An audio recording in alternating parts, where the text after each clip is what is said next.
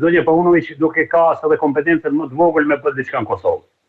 Por deklarata e saj drejt për drejt reflekton mbi ndjenjat, mbi sigurinë, mbi qetësinë e shqiptarëve këtu në lumin Preshevës. Sepse nëse ambicia e saj është të shpërngul 2 milion shqiptarë të Kosovës, ajo si ministre e pushtetit lokale, cila mbikëqyrë regjistra zgjedhore, cila statusin e qytetarëve e mbikëqyrë atje në ministrinë e saj, e ka marrë lehta politikën e saj të pastrimit etnik të zbatojnë lumin Preshevës. Po sigurisht që kur vjen nga një ministre përgjegjëse për shumë të drejtat qytetare, nga një qeveri e cila hesht, nga presidenti i cili mundohet të relativizojë deklaratën e saj dhe nga kryetari i Partisë Socialiste, që njëkohësisht është edhe nën-kryeministër, edhe nën-kryetari i qeverisë, edhe ministri i punëve të brendshme, vendi për frikë është i reaalshëm. Prandaj edhe ka shqetësime edhe në lumin Preshevës edhe të shqiptarët. Është deklaratë që nxit shqetësime, po ne nuk do dorëzohemi. Para çfarë do kërcënimi që mund vinë nga Beogradi, qoftë ai vërtet apo imagjinar.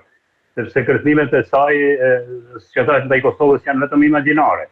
Lumi Preshevës ka kompetenca për të bërë veprime antinjerëzore, anticivilizuese dhe që mund të çojnë në zvogëlimin e numrit shqiptarëve.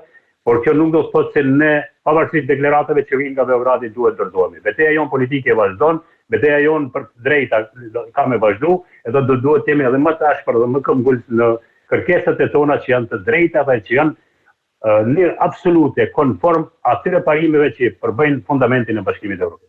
Tregon një mendësi të pandryshuar, një mendësi që i vjen keq që Miloševići nuk e ka kryer punën, prandaj edhe është ndruar, një mendësi e cila duke përllogaritur gjithë ato që kanë kaluar, gjithë ato që janë zhvilluar dhe dëmin që vetë Serbia ka pas nga ato luftrat përgjithshme, nuk e sheh se gabimi ka qenë fatal, në radhë parë për serbët.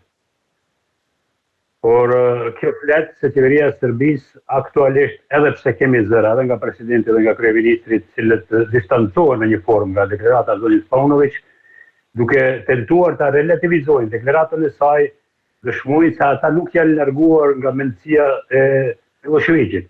Në fakt edhe Vučić edhe Dačić janë bejt politik të liderëve si Miloševići dhe Shesheli dhe nuk mund pritet diçka më konkret nga një establishment i tillë që në Serbi për vite me radhë po e mohon politikën genocidale që ky shtet e ka udhëhequr vitet 90, duke relativizuar krimet, duke mohu genocidin Srebrenicë, duke mohu gjitha krimet që janë kryer në Kosovë dhe duke tentuar që të baraspeshojnë gjitha ato luftra që kanë ndodhur me fajin edhe të tjerëve, jo vetëm të Serbisë. Mund ndodh, shkarkim mund kam nisë procedurë, besoj sot shumë do të arrijmë të mbledhim një numër konsiderueshëm të nënshkrimeve të deputetëve opozitar të partive pro-evropiane, të cilët i bashkangjiten kërkesës së grupit tim parlamentar për shkarkimin e saj. Por a do ta shkarkojnë apo jo varet nga vlerësimi që Vučić do ta bëjë se çfarë dëmi dhe sa dëm mund t'i sjellë qëndrimi i saj edhe më gjatë në qeveri. Pra, thjesht ajo varet nga një vlerësim që Vučić duhet ta ketë dhe nga reagimet në radhë parë të Bashkimit Evropian që duhet vinë.